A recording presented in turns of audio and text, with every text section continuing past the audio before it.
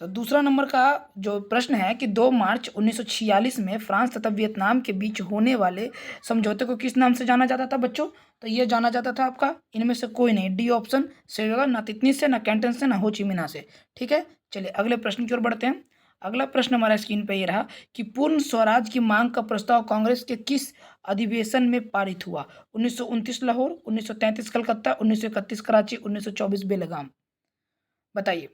तो तीसरा नंबर की अगर मैं बात करूं तो इसका ए ऑप्शन बिल्कुल सही हो जाएगा। 1929 लाहौर अधिवेशन में पूर्ण स्वराज की मांग हुई। ठीक है, बिल्कुल ए ऑप्शन बिल्कुल सही है। ठीक है, चलिए अगले प्रश्न की ओर बढ़ते हैं हम लोग। अगला प्रश्न हमारे स्क्रीन पे आ रहा है कि वल्लभ भाई पटेल को सरदार की उपाधि किस किसान आंदोलन के दौरान दी गई थी? बताइए। राइडर शॉर्ट जी बिल्कुल सही है। अब बारदोली, अहमदाबाद, खेड़ा, चंपारण। तो चौथा नंबर की अगर मैं बात करूं तो ए ऑप्शन बिल्कुल सही हो जाएगा, बारदोली। सरदार वल्लभ भाई पटेल को सरदार की उपाधि किस आंदोलन के दौरान दी गई थी? बारदोली सत्याग्रह के आंदोलन के दौरान। ठीक है, चलिए अगला प्रश्न है। अच्छा देखिए, इससे पहले यहाँ पर आपसे पूछेगा अहमदाबाद मिल मजदूर आंदोलन कब हुआ? 1918 में। और खेड़ा आंदोलन भी 1918 में। और चंपारण सत्याग्रह 1917 में हुआ था। ठीक है, चलिए अगले प्रश्न की ओर बढ़ते हैं। भारत के पहले फैक्ट्री एक्ट कब पारित हुआ था? भारत के लिए पहला फैक्ट्री बताइए। तो ये एक्ट जो है कब पारित हुआ था? ये एक्ट आपका 1881 में पारित हुआ था, यानी कि सी ऑप्शन आपका बिल्कुल राइट हो जाएगा। ठीक है, चलिए अगले प्रश्न की ओर बढ़ते हैं हम लोग। अगला प्रश्न है, अगला प्रश्न हमारे स्क्रीन पे आ रहा है, ये रहा। पूंजीपति वर्ग के द्वारा किस वर्ग का शोषण हुआ था? श्रमिक वर्ग, मध्यम वर्ग, कृषक वर्ग या सभी वर्ग? तो पूंजीपति वर्ग के लिए जो वर्ग का जो शोषण हुआ था वह कौन सा था? वो था हमारा कृषक वर्ग, ज्यादा शोषण हुआ था। ठीक है, सी ऑप्शन आपका राइट हो जाएगा। चलिए आगे देखिए। अगला प्रश्न है, आधुनिक युग में अर्थव्यवस्था के क्षेत्र में होने वाली सबसे बड़ी क्रांति कौन सी थी? वाणिज्यिक क्रांति, औद्योगिक क्रांति, साम्यवाद क्रांति, भौगोलिक क्रांति। तो 7 नंबर की अगर बात करें तो बी ऑप्शन हो जाएगा, औद्योगिक क्रांति। आधुनिक युग में अर्थव्यवस्था के क्षेत्र में होने वाली सबसे बड़ी क्रांति औद्योगिक क्रांति थी। ठीक है, चलिए आगे देखिए। भूमंडलीकरण की शुरुआत किस दशक में हुई? 1990 में, 1960 में, 1970 में, 1980 में? तो भूमंडलीकरण की जो शुरुआत है बच्चों वो किस दशक में हुई थी? वो हुई थी आपकी 1990 में। ए ऑप्शन आपका बिल्कुल राइट हो जाएगा। ठीक है, चलिए अगले प्रश्न की ओर बढ़ते हैं। अगला प्रश्न हमारा, गुटेनबर्ग ने सर्वप्रथम किस पुस्तक की छपाई की? कुरान की, गीता की, हदीस की, बाइबल की? बताइए। तो 9 नंबर की अगर मैं बात करूं तो इसका जो सही उत्तर हो जाएगा आपका डी ऑप्शन। ठीक है, बाइबल की। डी ऑप्शन आपका बिल्कुल राइट हो जाएगा। ठीक है, चलिए आगे देखिएगा। अगला प्रश्न है कि विश्व में सर्वप्रथम मुद्रण की शुरुआत कहाँ हुई? भारत, जापान, चीन, अमेरिका? तो विश्व में सर्वप्रथम मुद्रण की जो शुरुआत है वो आपकी चीन में हुई। सी ऑप्शन आपका बिल्कुल राइट हो जाएगा। ठीक है, अगला प्रश्न है कि मेढक के प्रजनन की प्रक्रिया को बाधित करने वाला रसायन कौन सा होता है? Benzene, Yuri, Adrian, phosphorus? बताइए। तो बच्चों इसका जो राइट आंसर हो जाएगा आपका 11 नंबर का हो जाएगा एड्रिन। सी ऑप्शन आपका बिल्कुल राइट हो जाएगा। ठीक है, अगला प्रश्न की ओर बढ़ते हैं। बिहार में जाति जल दोहन से भूमिगत जल में किस तत्व का संकेंद्रण बढ़ा? बताइए।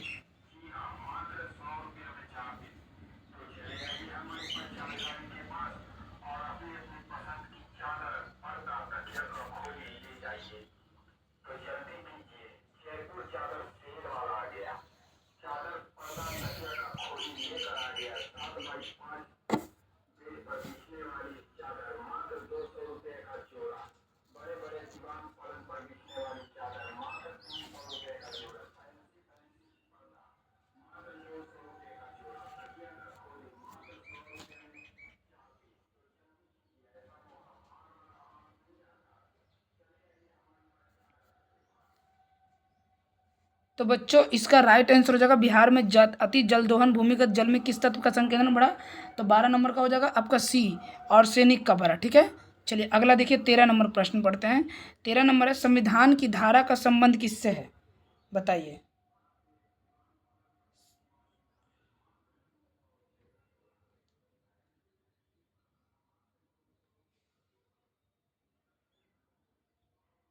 तो बच्चों संविधान का धारा का संबंध हमारा किससे है?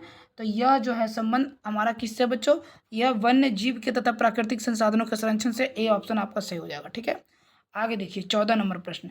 बिहार के कितने प्रतिशत भौगोलिक क्षेत्र में वन का फैलाव है? 15%, 20%, 10%, 7%।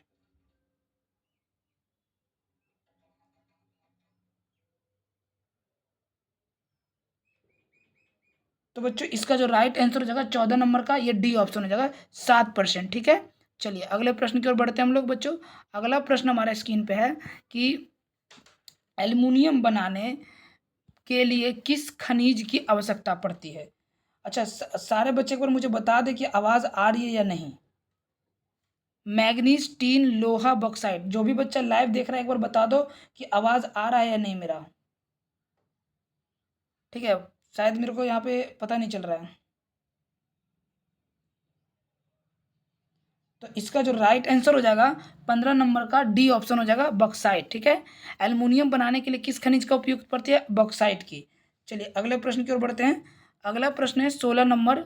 भारत के किस राज्य में सौर ऊर्जा के विकास की सर्वाधिक संभावना है? असम, अरुणाचल प्रदेश, राजस्थान, मेघालय।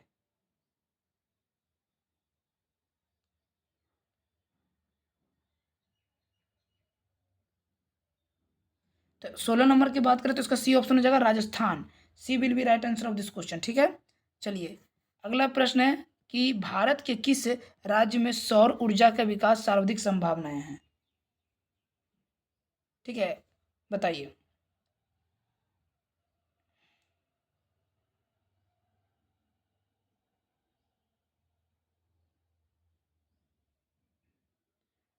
अच्छा, जो बच्चे एक बार लाइव देख रहे हैं मुझे बता दो बाबू कि आवाज आ रहा है या नहीं आ रहा है मेरा। तो इसका राइट आंसर क्या हो जाएगा 16 नंबर का? इसका राइट आंसर होगा सी, राजस्थान। सी जो है बिल्कुल इसका सही उत्तर हो जाएगा। ठीक है, चलिए अगला प्रश्न की ओर बढ़ते हैं। अगला प्रश्न है निम्नलिखित में कौन छोटे पैमाने का उद्योग है? चीनी उद्योग, कागज उद्योग, खिलौना उद्योग, विद्युत उद्योग। तो 17 नंबर का आंसर हो जाएगा बच्चों सी, खिलौना उद्योग जो है वो छोटा प्रकार का उद्योग है। ठीक है, चलिए अगले प्रश्न की ओर बढ़ते हैं। 18 नंबर। देश में कितने विशेष आर्थिक क्षेत्र विकामीन है? 10, 7, 15, 5। तो ये जो 18 नंबर की बात करें तो डी 5 ऑप्शन बिल्कुल सही हो जाएगा। ठीक है, डी ऑप्शन। अगला प्रश्न है कि बिहार की सीमा में रेल मार्ग की कुल लंबाई कितनी है? 6,283 किलोमीटर, 5,243 किलोमीटर, 7,283 किलोमीटर या 8,500 किलोमीटर। तो 19 नंबर का बात करें तो ए ऑप्शन से हो जाएगा 6,283 किलोमीटर। ठीक है, ए ऑप्शन आपका सही हो जाएगा। अगला प्रश्न है कि तल चिन्ह की सहायता से किस स्थान विशेष की मापी गई ऊंचाई को क्या कहा जाता है? स्थानिक ऊंचाई, विशेष ऊंचाई, समोच्च रेखा या त्रिकोणमितीय स्टेशन। तो इसको जो कहा जाता है बच्चों स्थानिक ऊंचाई, ए ऑप्शन सही हो जाएगा। ठीक है, अगला प्रश्न है कि जब हम लैंगिक विभाजन की बात करते हैं तो हमारा अभिप्राय किससे होता है? तो हमारा अभिप्राय स्त्री और पुरुष के बीच जैविक अंतर से होता है। ठीक है, आगे देखिए भारतीय संविधान के बारे में कौन सा कथन सही है?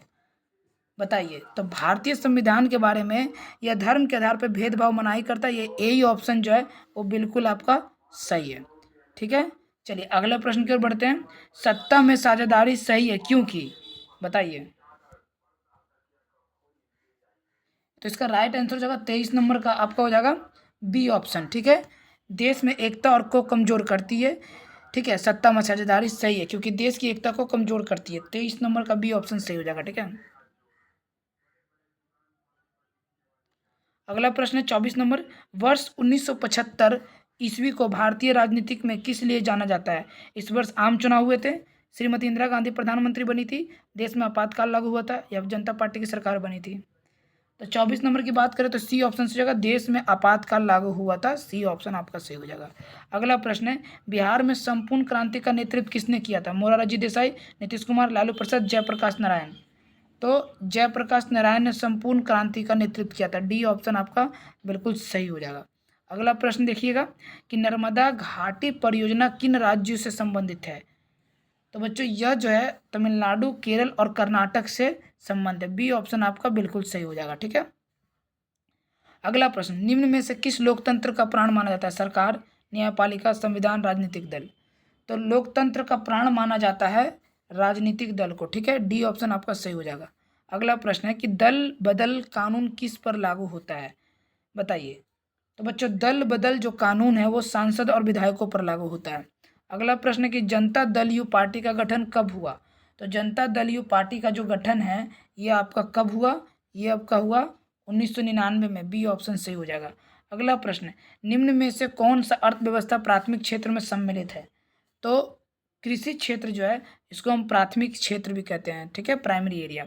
अगला प्रश्न है कि जिस देश की प्रति व्यक्ति आय अधिक होती है वह देश क्या कहलाता है। तो वह देश जो है हमारा, वो जो देश है वो विकसित देश कहलाता है, ठीक है। बी ऑप्शन आपका सही हो जाएगा। अगला प्रश्न है, बिहार के किस जिले के प्रति व्यक्ति आय सर्वाधिक है। तो बिहार का जो है पटना का सर्वाधिक प्रति व्यक्ति आय अधिक है। अगला देखिए, अगला भारत का केंद्रीय बैंक कौन सा है। तो बच्चों भारत का जो केंद्रीय बैंक है वो reserve bank of India. A option आपका सही हो जाएगा, ठीक है। अगला प्रश्न देखिए, व्यावसायिक बैंकों का सर्वप्रथम राष्ट्रीयकरण कब किया गया था। तो व्यावसायिक बैंकों का सर्वप्रथम राष्ट्रीयकरण जो है बच्चों वो आपको 1969 में किया गया था। सी ऑप्शन आपका सही हो जाएगा। अगला प्रश्न, ऊर्जा के मुख्य स्रोत क्या हैं।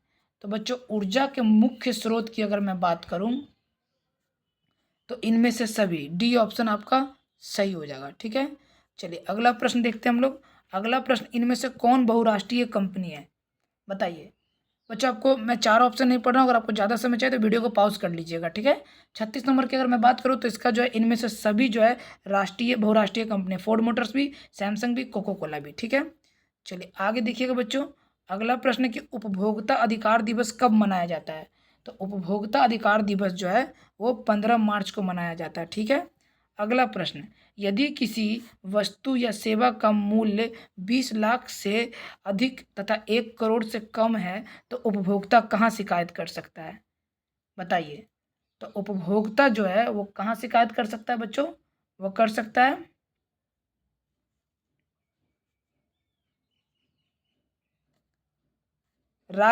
आयोग में। बी ऑप्शन आपका यहाँ पे बिल्कुल सही हो जाएगा, ठीक है। आगे देखिए, सुनामी का प्रमुख कारण क्या है। तो बच्चों सुनामी का प्रमुख कारण समुद्र में भूकंप आना, ये प्रमुख कारण है। ए ऑप्शन आपका सही हो जाएगा। अगला प्रश्न, भूकंप केंद्र के ऊर्ध्वाधर पृथ्वी पर स्थित केंद्र को क्या कहा जाता है। तो भूकंप केंद्र के ऊर्ध्वाधर पृथ्वी स्थित केंद्र को क्या कहा जाता है। तो ये अधिक केंद्र कहा जाता है। बी ऑप्शन आपका सही हो जाएगा, ठीक है। आगे देखिए, भारत का राष्ट्रीय पक्षी मोर है, मयूर, ठीक है। अगला प्रश्न है कि किस राज्य में वन सबसे अधिक विस्तार है। तो यह जो है किस राज्य में है, यह आपका मध्य प्रदेश में। सी ऑप्शन सही हो जाएगा। अगला प्रश्न है कि इनमें से कौन सा जीव है जो केवल भारत में ही पाया जाता है। तो यह जो है कौन सा जीव है जो केवल भारत में, घड़ियाल जो है वो केवल भारत में ही पाया जाता है। अगला प्रश्न, टैक्सोल का उपयोग होता है किस में। तो टैक्सोल का जो उपयोग होता है बच्चों ये आपका कैंसर का मेडिसिन बनाने में उपयोग होता है। अगला प्रश्न, चरक का संबंध किस देश से है। तो भारत से है, ठीक है। किस देश से, भारत से। अगला प्रश्न, वन संरक्षण प्रबंधन दृष्टि से वनों को कितने भागों में वर्गीकृत किया गया, कितने वर्गों में। तो यह जो है कितने वर्गों में किया गया, 3 वर्गों में वर्गीकृत किया गया। बी ऑप्शन आपका सही हो जाएगा। बिहार में कितने प्रतिशत भौगोलिक क्षेत्र वन का विस्तार है। तो यह जो है आपका कितने प्रतिशत है, 7% है। डी ऑप्शन आपका सही हो जाएगा। अगला प्रश्न है कि वन स्थिति रिपोर्ट में भारत में वन का विस्तार कितना है, बताइए। तो भारत में वन का विस्तार जो है वो 20.5% भौगोलिक क्षेत्र है, ठीक है। बी ऑप्शन सही हो जाएगा। संविधान की धारा 21 किससे संबंध रखता है।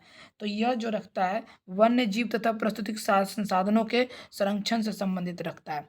अगला प्रश्न है कि प्राकृतिक संसाधनों का संरक्षण 1968 में कौन सा कन्वेंशन हुआ था। तो यह जो कन्वेंशन हुआ था बच्चों, यह कन्वेंशन कौन सा हुआ था। तो यह विश्व आपदा कन्वेंशन हुआ था। सी ऑप्शन सही हो जाएगा। अगला प्रश्न, मैंग्रोव्स का सबसे अधिक विस्तार है कहाँ पे। तो यह जो है सुंदरवन में है। बी ऑप्शन आपका सही हो जाएगा। भारत में 2001 कितने प्रतिशत भौगोलिक क्षेत्र में वन का विस्तार है।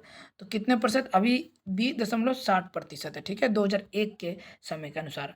अगला प्रश्न है कि पूर्वोत्तर राज्य में 188 आदिवासी जिलों में देश के कुल क्षेत्र का कितना प्रतिशत वन है। तो ये 60.11%। अगला प्रश्न है कि 1951 में 1951 से 1980 तक लगभग कितने वर्ग किलोमीटर वन क्षेत्र कृषि भूमि में परिवर्तित हुआ है? तो यह हुआ है 35,500। ठीक है, आगे देखिए, एक एनजीओ की वानिकी रिपोर्ट के अनुसार 1948 में विश्व में कितने हेक्टेयर भूमि पर वन का विस्तार था? तो यह जो था 4 अरब हेक्टेयर। बी ऑप्शन आपका सही हो जाएगा। पर्यावरण संतुलन के लिए कितने प्रतिशत भूभाग पर वन आवश्यक है? तो यह जो है 33% भूभाग पर वन आवश्यक है। अगला प्रश्न, कुनैन किस रोग की दवा है? तो कुनैन जो है मलेरिया का रोग का दवा है। बी ऑप्शन सही हो जाएगा। कुनैन किस वृक्ष से प्राप्त होता है? तो कुनैन जो है सिनकोना वृक्ष से प्राप्त होता है। आगे देखिएगा, अगला प्रश्न है कि बाघ परियोजना कब प्रारंभ हुआ था? तो बाघ परियोजना 1973 में प्रारंभ हुआ था। अगला प्रश्न है, भारत का राष्ट्रीय पशु कौन है? तो भारत का राष्ट्रीय पशु बाघ है। ठीक है, अगला प्रश्न है, घड़ियाल प्रजनन केंद्र कहाँ स्थापित है? तो यह जो है मुरैना में है। ठीक है, नेक्स्ट, भारत में उजला बाघ प्रजनन केंद्र कहाँ स्थापित है? तो यह नंदन कानन उड़ीसा में। अगला प्रश्न है कि संकटग्रस्त पादप प्रजाति की सूची क्या कहलाती है? तो ये ग्रीन डेटा बुक कहलाती है। नहीं नहीं नहीं नहीं, रेड डेटा बुक कहलाती है। ठीक है, माफ करना बच्चों, रेड डाटा बुक जो है कहलाती है। ठीक है, आगे देखिए, साल किस वन का वृक्ष है? तो साल जो है ये पतझर वन का वृक्ष है। अगला प्रश्न, हॉट स्पॉट की पहचान पर किसने जोर दिया था? तो यह जो है नॉर्मन मेयर्स ने दिया था। ठीक है, प्रश्न अगला कि भारत का पहला जैव मंडल आरक्षित क्षेत्र 1986 में कहाँ विकसित किया गया? तो यह किया गया नौलगिरी में। ठीक है, अगला देखिए, वन्य जीव बोर्ड की स्थापना कब हुई?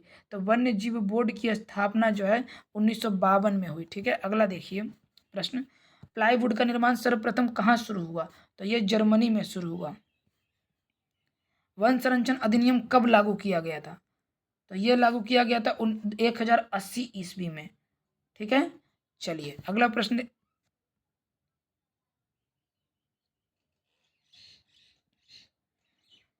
इस क्वेश्चन पे मुझे डाउट है बच्चों। ठीक है, इसको हम लोग नेक्स्ट क्लास में देखेंगे, डाउट क्वेश्चन को रखेंगे। ठीक है, अगला प्रश्न देखिएगा, सुंदर वन है कहाँ पर? सुंदर वन जो है ये आपको पश्चिम बंगाल में है। ठीक है, अगला प्रश्न है, किस खनिज को उद्योग की जननी कहते हैं? तो यह जो है लोहा को उद्योग की जननी कहते हैं। सीमेंट उद्योग का सबसे प्रमुख कच्चा माल क्या है? तो सीमेंट उद्योग का सबसे प्रमुख कच्चा माल जो है चूना पत्थर है। ठीक है, अल्मुनियम बनाने के लिए किस खनिज की आवश्यकता पड़ती है? तो यह पड़ती है बॉक्साइट की। डी ऑप्शन आपका सही हो जाएगा। ठीक है, अगला प्रश्न है कि कौन भारत का सबसे बड़ा लौह उत्पादक राज्य है? तो यह जो है कर्नाटक सबसे बड़ा लौह उत्पादक राज्य है। निम्नलिखित में कौन आधात्विक खनिज के उदाहरण है? तो ये आधात्विक खनिज के अभ्रक उदाहरण है। सी ऑप्शन से हो जाएगा। अगला प्रश्न, उड़ीसा किस खनिज का सबसे बड़ा उत्पादक केंद्र है? तो यह जो है बच्चों किसका, मैग्नीज का है। बी ऑप्शन सही हो जाएगा। अगला देखिए, इनमें से कौन सा लोह युक्त खनिज का उदाहरण है? तो यह जो है मैग्नीज लोह युक्त खनिज का उदाहरण है। अगला देखिए, 1 टन इस्पात बनाने में कितने मैग्नीज का उपयोग होता है? तो 10 किलोग्राम का यूज होता है। अगला प्रश्न, कौन लोह अयस्क का एक प्रकार है? तो हेमेटाइट एक लोह अयस्क का एक प्रकार है। भारत में लगभग कितने खनिज पाए जाते हैं? तो भारत में लगभग 100 खनिज पाए जाते हैं। तो बच्चों इस तरीका से लगभग जो है 18 मिनट के अंदर अंदर हमने 80 ऑब्जेक्टिव को कवर कर दिया। आप बताएं 80 में आपने कितना सही किया? और इसी तरीके से बिल्कुल कम समय में चाहते हैं कि आपकी तैयारी अच्छी हो पाए तो चैनल को सब्सक्राइब कर बेल आइकन घंटी जरूर प्रेस कीजिएगा। मिलते हैं अगले वीडियो में, तब तक अपना ख्याल रखिए। बाय बाय, टेक केयर, जय हिंद, जय भारत बच्चों।